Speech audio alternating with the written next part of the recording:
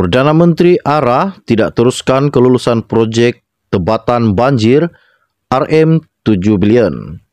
Berita sepenuhnya.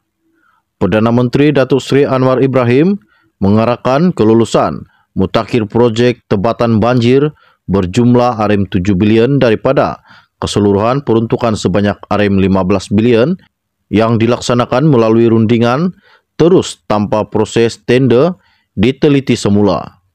Beliau yang juga Menteri Kewangan berkata, kelulusan peruntukan itu tidak akan diteruskan dan akan diteliti semula supaya terdapat prinsip ketulusan dan mematuhi peraturan yang ditetapkan.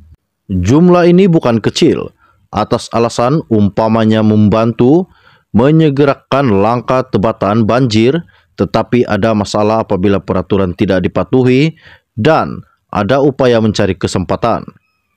Ini amat dikesalkan dan saya berterima kasih kerana pegawai kanan Kementerian Kewangan bersama dan tidak selari dengan maksud ini. Tetapi pada ketika itu hanya mengikut arahan, katanya pada sidang media. Beliau berkata demikian selepas menghadiri sesi taklimat sejurus memulakan tugas secara rasmi sebagai Menteri Kewangan di Kementerian Kewangan MOF di Putrajaya. Sementara itu, Anwar berkata beliau telah mendengar taklimat daripada pegawai-pegawai kanan MOF berhubung beberapa isu yang menjadi keutamaan menjelang persidangan Parlimen yang dijadualkan pada 19 dan 20 Disember ini. Ada usul mengenai peruntukan gaji dan beberapa peruntukan kelulusan kewangan yang mendesak, jika tidak, gaji tidak boleh dibayar pada Januari. Belanjawan akan dibahaskan pada sesi Parlimen tahun depan selepas yang di-Pertuan Agong Al-Sultan Abdullah Riyadatuddin Al-Mustafa Bilasya merasmikan sidang Parlimen, katanya.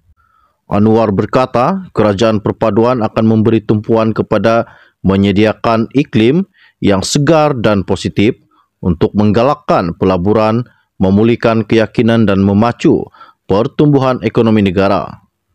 Ditanyanya mengenai barisan penasihat ekonomi yang akan dilantik oleh beliau untuk menganggotai pasukan yang diketuai oleh penasihat Petronas Tan Sri Muhammad Hassan Marichan, Anwar menegaskan perkara itu masih dalam perbincangan. Saya perlu berbincang dengan Muhammad Hassan dari segi parameter dan keutamaan serta sudah tentu akan berunding dengan pegawai kanan yang berkaitan di MOF dan Ketua Setiausaha Perbendaharaan yang baru. Sekian saja info-info ringkas dari admin pada hari ini. Salam jumpa, salam kenal. Bye-bye.